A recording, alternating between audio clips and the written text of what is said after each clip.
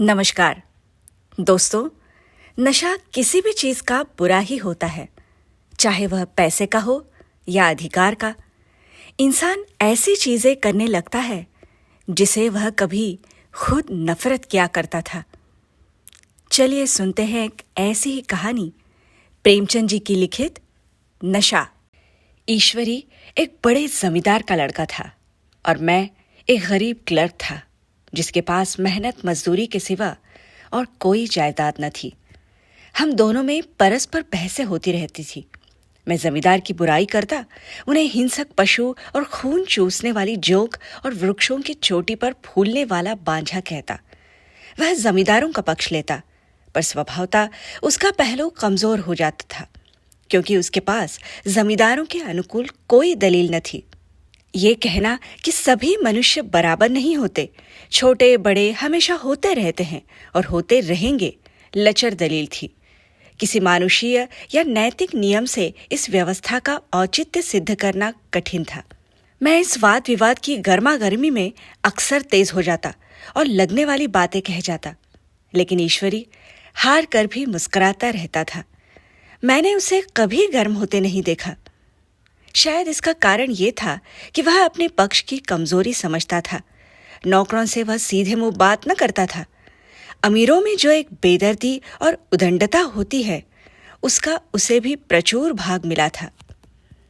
नौकर ने बिस्तर लगाने में जरा भी देर की, दूध जरूरत से ज्यादा गर्म या ठंडा हुआ, साइकिल अच्छी तरह साफ नहीं हुई तो वह आपे से बाहर हो जाता।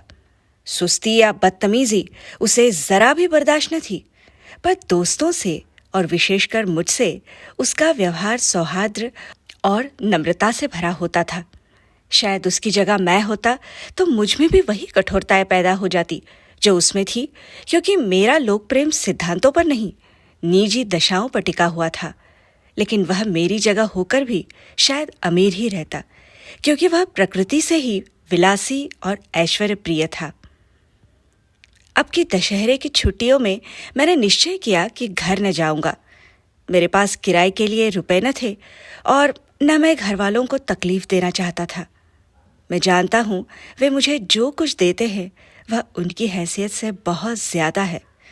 इसके साथ ही परीक्षा का भी ख्याल था। अभी बहुत कुछ पढ़ना बाकी था और घर जाकर कौन पढ़ता है। बोर्डिंग हाउस में भूत की तरह अकेले पड़े रहने को भी जीना चाहता था। लेकिन जब ईश्वरी ने मुझे अपने घर चलने को न्योता दिया तो मैं बिना आग्रह के राजी हो गया। ईश्वरी के साथ परीक्षा की तैयारी खूब हो जाएगी। वह अमीर होकर भी मेहनती और ज़हीन है। उसने इसके साथ ही कहा, लेकिन भाई एक बात का ख्याल रखना, वहां अगर जमींदारों की निंदा की तो मामला बिगड़ जाएगा और मेरे घर वालों को बुरा लगेगा।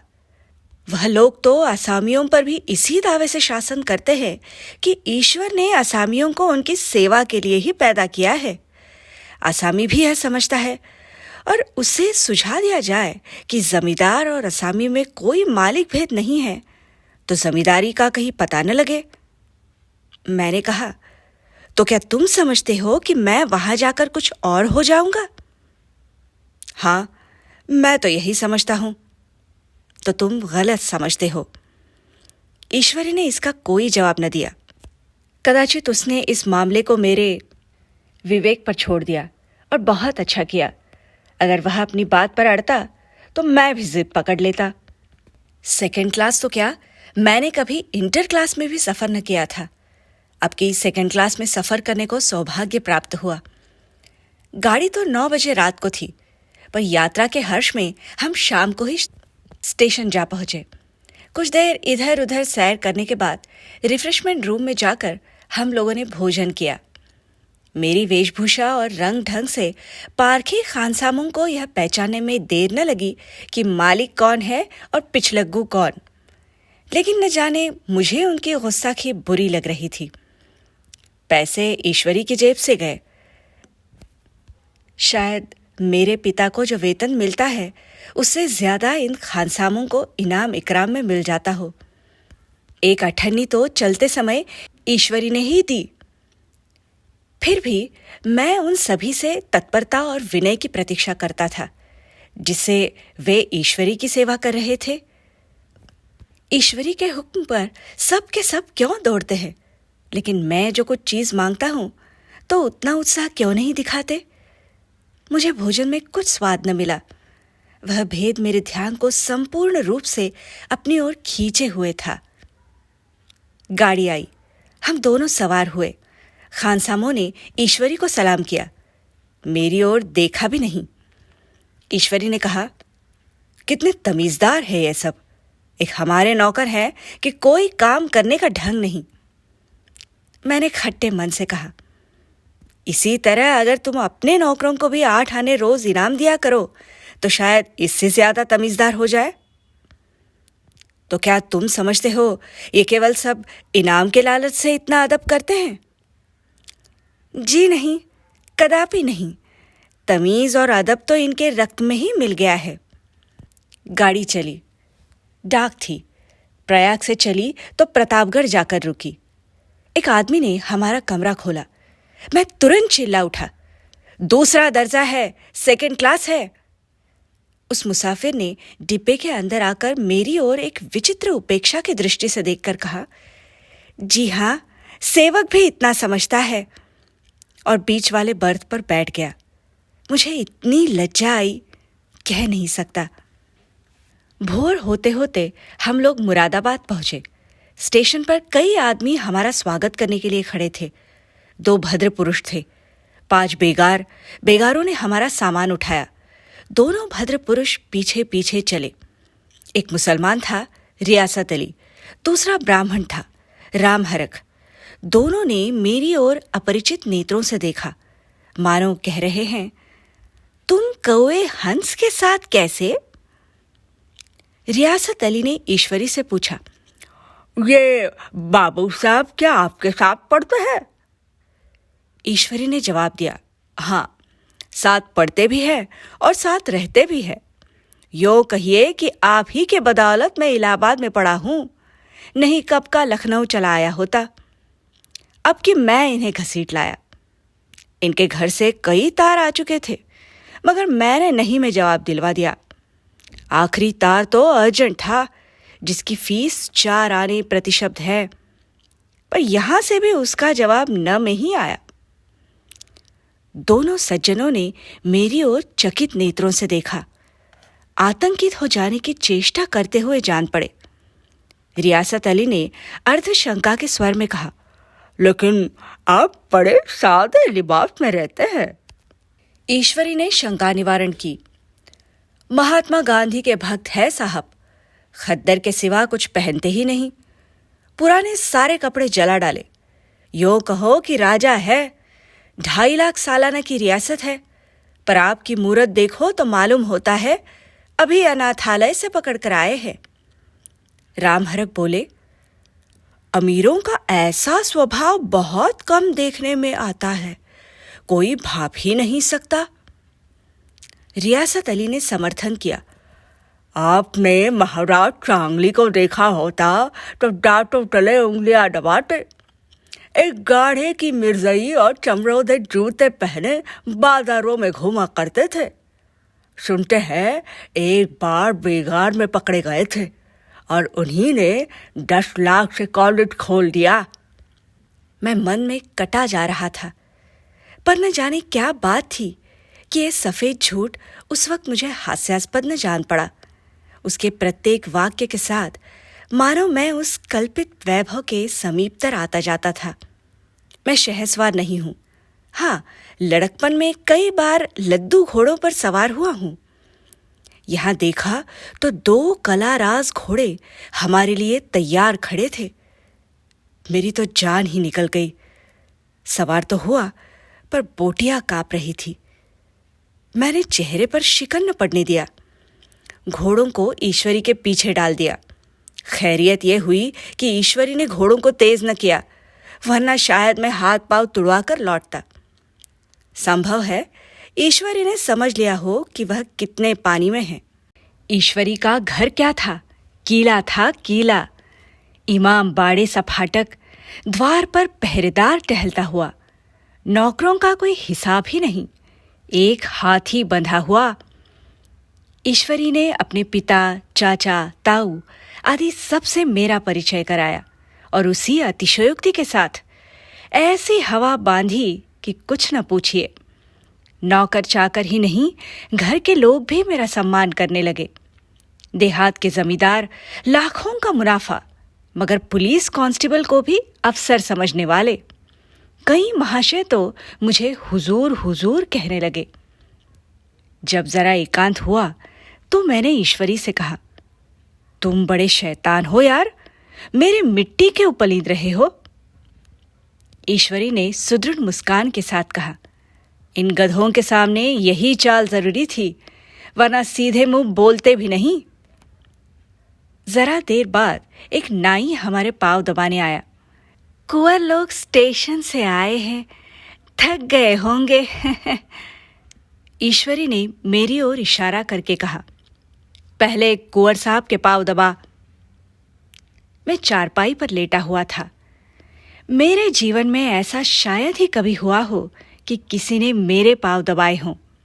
मैं इसे अमीरों के चोंचले, रईसों का गधापन और बड़े आदमियों की मुटमर्दी और न जाने क्या क्या कहकर ईश्वरी का परिहास किया करता, और आज मैं पुतेड़ों का रईस बनने का स्वांग भर रहा था। इतने में 10 बज गए। पुरानी सभ्यता के लोग थे। नई रोशनी अभी केवल पहाड़ की चोटी तक ही पहुंच पाई थी। अंदर से भोजन का बुलावा आया। हम स्नान करने चले। मैं हमेशा अपनी धोती खुद छाट लिया करता हूं, मगर यहां मैंने ईश्वरी की ही भांति अपनी धोती भी छोड़ दी। अपने हाथों अपनी धोती छाटते हुए शर्म आ रही थी। अंदर भोजन करने चले। होटल में जूते पहने मेज पर डटते थे। यहां पाँव धोना आवश्यक था। कहार पानी लिए खड़ा था। ईश्वरी ने पाँव बढ़ा दिए। कहार ने उसके पाँव धोए। मैंने भी पाँव बढ़ा दिए। कहार ने मेरे पाँव भी धोए। मेरा वह विचार न जाने कहाँ चला गया था। सोचा था वहां एकांत में एकाग्र होकर खूब पढ़ेंगे, पर वहां सारा दिन सैर सपाटे में कट जाता।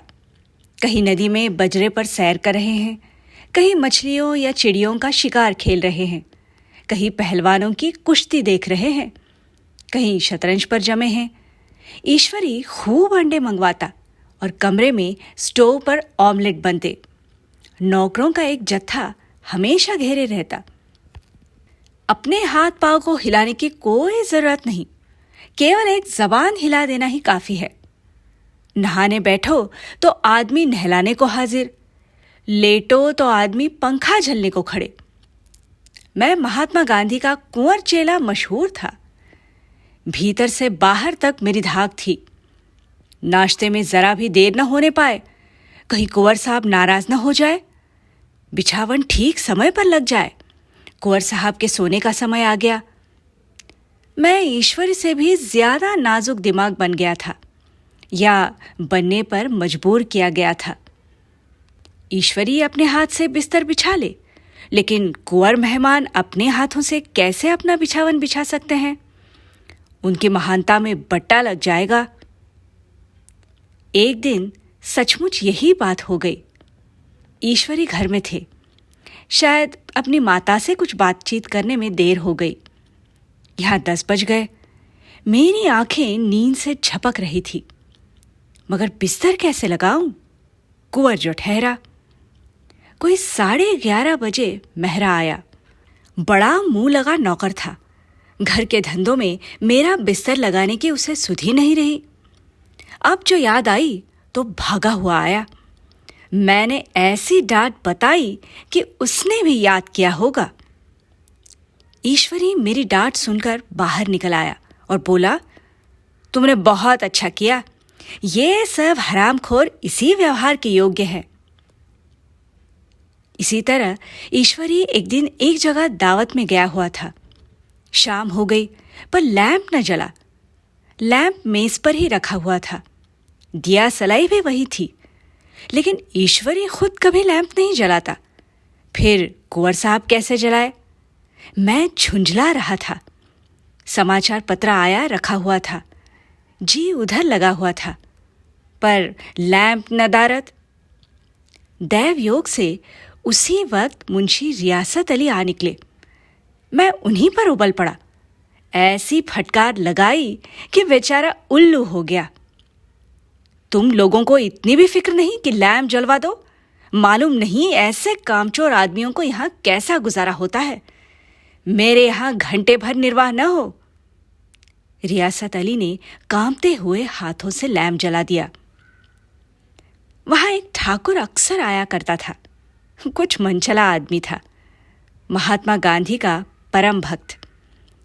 मुझे महात्मा जी का चेला समझकर मेरा बड़ा लिहाज करता था, पर मुझसे कुछ संकोच कर पूछता था। एक दिन मुझे अकेला देखकर आया और हाथ बांधकर बोला, सरकार तो गांधी बाबा के चेले हैं ना? लोग कहते हैं कि यहाँ स्वराज हो जाएगा तो जमींदार न रहेंगे। मैंने शान जमाई, जमींदारों के रहने की क्या जरूरत है? ये गरीब लोगों का खून चूसने के सिवा और करते क्या है? ठाकुर ने फिर पूछा, तो क्यों सरकार सब जमींदारों की जमीन छीन ली जाएगी? मैंने कहा, बहुत से लोग खुशी से दे देंगे। जो लोग खुशी से न देंगे उनकी जमीन छीननी ही पड़ेगी। हम लोग तो तैयार बैठे हुए हैं। जो ही स्वराज हुआ अपने सारे इलाके असामियों के नाम हिब्बा कर देंगे। मैं कुर्सी पर पांव लटकाए बैठा था। ठाकुर मेरे पांव दबाने लगा। फिर बोला, आजकल जमींदार लोग बड़ा जुल्म करते हैं सरकार। हमें भी हुजूर अपने इलाके में थोड़ी सी जमीन दे दे तो चलकर वहीं आपकी सेवा में रहे। मैंने कहा, अभी तो मेरा कोई इख्तियार नहीं है भाई, लेकिन जो ही इख्तियार मिला मैं सबसे पहले तुम्हें बुलाऊंगा। तुम्हें मोटर ड्राइवरी सिखाकर अपना ड्राइवर बना लूंगा। सुना, उस दिन ठाकुर ने खूब भांग पी और अपनी स्त्री को खूब पीटा और गांव के महाजन से लड़ने पर भी तैयार हो गया। छुट्टी इस तरह तमाम हुई और हम फिर प्रयाग चले। गांव के बहुत से लोग हम लोगों को पहुंचाने आए। ठाकुर तो हमारे साथ स्टेशन तक आया। मैंने भी अपना पार्ट खूब सफाई से खेला और अपनी कुबेरोचित विनय और देवत्व की मुहर हर एक के हृदय पर लगा दी। जी तो चाहता था हर एक को अच्छा इनाम दूं, लेकिन ये सामर्थ्य कहाँ थी। वापसी का टिकट था ही, केवल गाड़ी में बैठना था।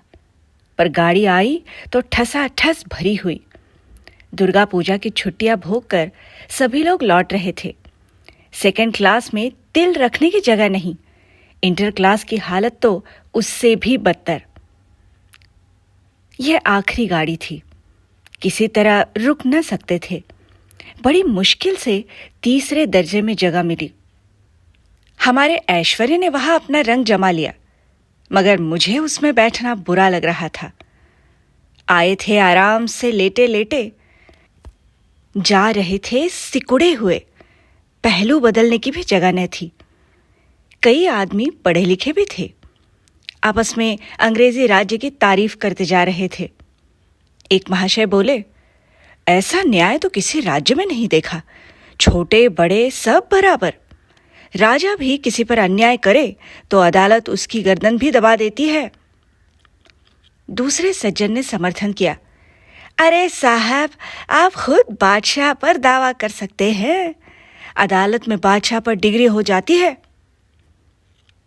एक आदमी जिसकी पीठ पर बड़ा सा गट्ठर बंधा था, कलकत्ता जा रहा था। कहीं गठरी रखने की जगह न मिलती थी। पीठ पर बांधे हुए था। इसे बेचैन होकर बार बार द्वार पर खड़ा हो जाता। मैं द्वार के पास ही बैठा हुआ था। उसका बार बार आकर मेरे मुंह को अपनी गठरी से रगड़ना मुझे बहुत बुरा लग रहा था। एक तो हवा यों ही कम थी, दूसरे उस गवार का आकर मेरे मुंह पर खड़ा हो जाना मानो मेरा गला दबाना था। मैं कुछ देर तक जब्त किए बैठा रहा। एकाएक मुझे क्रोध आ गया। मैंने उसे पकड़कर ढकेल दिया और 2 तमाचे जोर जोर से लगाए। उसने आंखें निकालकर कहा, क्यों मारते हो बाबूजी? हमने भी किराया दिया है। मैंने उठकर 2-3 तमाचे और जड़ दिए। गाड़ी में तूफान आ गया। चारों ओर से मुझ पर बौछारें पड़ने लगी। अगर इतने नाजुक मिजाज हो तो अव्वल दर्जे में क्यों नहीं बैठे? कोई बड़ा आदमी होगा तो अपने घर का। मुझे इस तरह मारते तो नहीं देखा। क्या कसूर था बेचारे का? गाड़ी में सांस लेने की जगह नहीं। खिड़की पर जरा सांस लेने खड़ा हो गया तो उस पर इतना क्रोध। अमीर होकर क्या आदमी अपनी इंसानियत बिल्कुल खो देता है? ये भी अंग्रेजी राज है जिसका आप बखान कर रहे थे। एक ग्रामीण बोला, दफ्तर में घुसन तो पावत नहीं, उस पर इतना मिजाज। ईश्वरी ने अंग्रेजी में कहा, what an idiot you are बेर। और मेरा नशा कुछ कुछ उतरता हुआ मालूम होता था।